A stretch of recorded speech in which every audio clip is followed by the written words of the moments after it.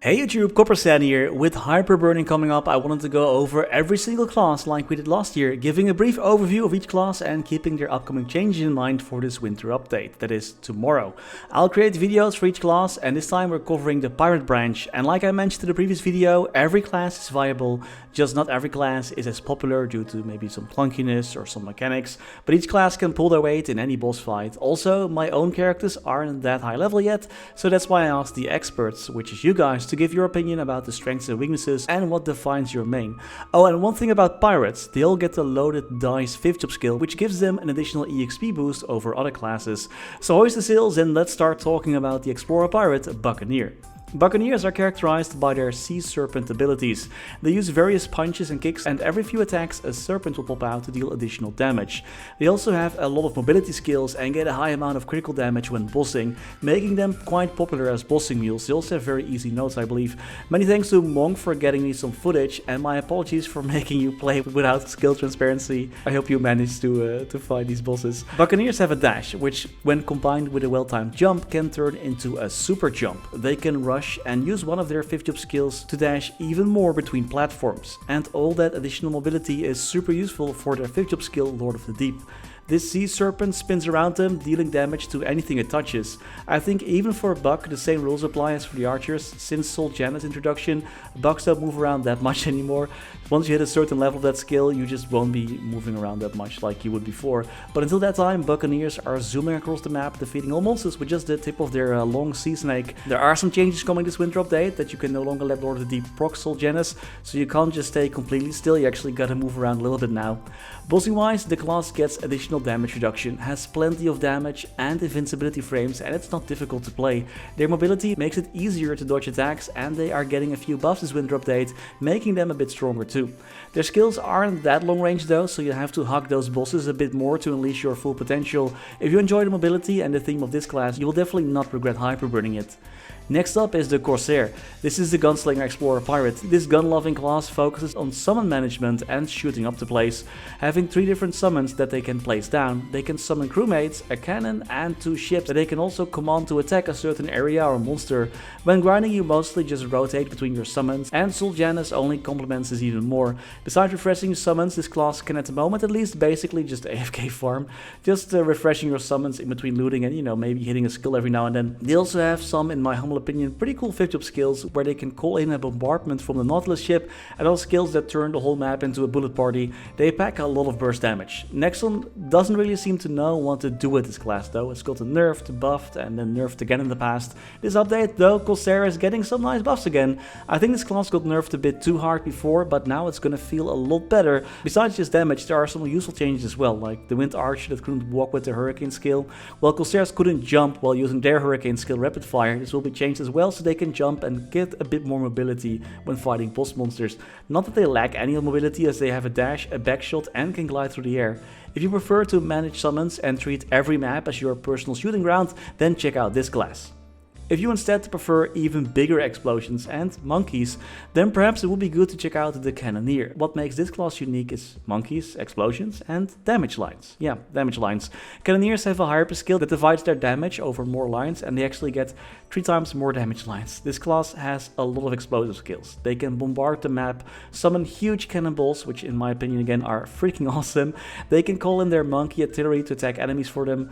Cannoneers are a little bit of everything. They have a unique playstyle with their giant cannonballs, summons, great mobility with their rocket jump, and they can drop some supply crates for party members to pick up for a heal and a damage buff. Cannoneers have had a few improvements over the last 2 years, making it easier to pull off their burst as their cannonballs just keep moving, especially if the boss like Damien just teleports away and then your cannonballs just don't hit anything. They also were known to be one of the slowest attacking classes in the game, however they have gotten quite a few attack speed buffs over the last year or so, making that at least a bit better. They don't have that much safety though. As expected from a class that only deals in monkeys and explosions, they only have 2 invincibility frame skills, one of which is their origin skill, you don't want to pop that in a bad time, and their other invincibility frame from a skill called the nuclear option is pretty hard to time in my experience. You're only invincible during the casting animation and when the skill ends, which is quite short. They aren't getting any meaningful changes this winter update either, but for me it's always fun to come back to this character to film on. If you do pick this class, I'm pretty sure you'll have a lot of fun as well, at least when grinding. The 9th Cygnus pirate is the Thunderbreaker, who at first glance might be similar to the Buccaneer, but instead this class is a more intense, lightning fast combo class that watches too much Shark Week. Thunderbreakers can link their attacks together that decreases the action delay, making you able to quickly chain attacks together to either, zoom across the map or deal more damage. Their mobbing is exactly that. Their Shark Torpedo 5-drop skill has a lot of range, but you'll be zooming around the map comboing your other attacks. I don't know, man, something about this class just seems so fun to me. I always enjoy coming back to this character as well for videos. It's just so satisfying to zoom around the map, but you'll have to smash your keyboard to keep going, and bossing is no different. You'll be spamming away to mash your skills as quickly as possible. I watched a high-level Thunderbreaker called Revi boss, and this class makes use of its many mobility options. They are a DPM class, meaning you'll be constantly wailing away at the boss. They don't have a lot of safety though, with only 2 invincibility frame skills, again one of which being your origin skill. They also aren't that popular, so if you want to be a bit more unique and play a class that has lightning fast shark attacks that is getting 2 of their 5th skills slightly buffed this winter update, then check out the Thunderbreaker. The pirate hero class is Shade. I used to main this class, but I've since abandoned him for Cain. The Shade that you're seeing right now will be very different in a few days, if at least we are getting the remasters right away at day 1. However, at its core, Shade stays pretty much the same, I think. Shade is very tanky due to constant self-healing. He passively heals whenever he attacks, and has various skills, both 4th and 5th job, that heal him as well when used. He has a 10% chance to survive fatal blows thanks to his link skill, and he has a revive skill as well. And to top it off, he can also block statuses. Shade can teleport to enemies and has a backwards dash. If played correctly, he can be pretty hard to kill and he's pretty easy to boss with. Shade was one of the first characters that I really invested in after I left my Demon Slayer, thanks to his easy playstyle with a ton of safety. He isn't known to be extremely strong, and he surely isn't, but strong enough to easily solo most early mid-game bosses, and he has some supportive skills as well, like Soul Splitter that allows you to deal more damage, and Spirit Gate, which leaves a debuff that increases critical rate and critical damage against the affected monster. For Soul Splitter right now, you literally do like a Doctor Strange push out the soul out of a monster type style attack. This will be changed to a Wall of Flames, where party members have to stand in to receive the final damage increase effect. Grinding wise, you usually just jump around with Bomb Punch. You use Spirit Gate and your 5th skills every now and then whenever they're off cooldown.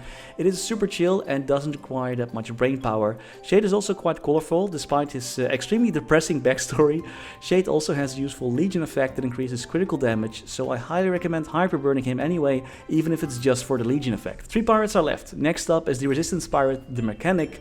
Mechanics are gunslingers with a robot steampunk theme. They have a lot of summons, 7 in total, that either hover around you or are placed down summons. Besides that, you also are constantly firing your missiles to attack enemies around you, and of course you're using your other attacks. It's lazy and not lazy at the same time. Mechanics place down their robots all over the map, then they just set up camp there, get comfortable. They can summon their big airship or just fire away with their missiles and other attacks. Mechanics rely on their summons for some damage, as well as healing, buffs and a damage boost. But so far their 6th job mastery skills focus more on their missiles and their Salvo Plus skill, which is their main mobbing and bossing skill, which isn't a bad thing, as similar to the Corsair. Boss monsters can kinda move away out of your summon's range, which is kinda troublesome if your class really focuses just on that summon damage. Mechanics' final damage buff that they give to party members through their summons will be slightly lowered this update, similar to all the other supportive skills that are in the game right now. Every supportive class is getting some nerfs. Mechanic is no different. They're getting a tiny bit more final damage, and their 5th job skill Full Metal Barrage will be slightly buffed, but that's about it for this class. This class also has a unique advantage though when bossing, where they can place down teleporters to easily avoid boss attacks, and they pack quite a lot of burst. The burst really surprised me in this class. Mechanics have so many cool visuals, but they might feel a bit heavy due to their bigger size. But these days they have a normal up jump, their mobility is fine, they can use a rocket booster to go to even higher platforms, they got their usual dash, and they're getting more passive speed this winter update as well. I cannot find a lot of recent footage from this class, so my apologies for not having any additional insights. But if you like managing summons, robots and firing missiles and want to be super unique, then check out the Mechanic. Angelic Buster is the Nova pirate, which is not getting any changes really, because he just got revamped. Angelic Buster is the one and only mega pop star in MapleStory and is themed all around sparkles, music and the color pink. She has an extremely powerful link skill and is a must level character. Get her to level 210 for that level 3 link skill, even if you're not planning on hyper burning her if you haven't yet. Her skill will help you deal so much more damage against boss monsters, it's actually insane.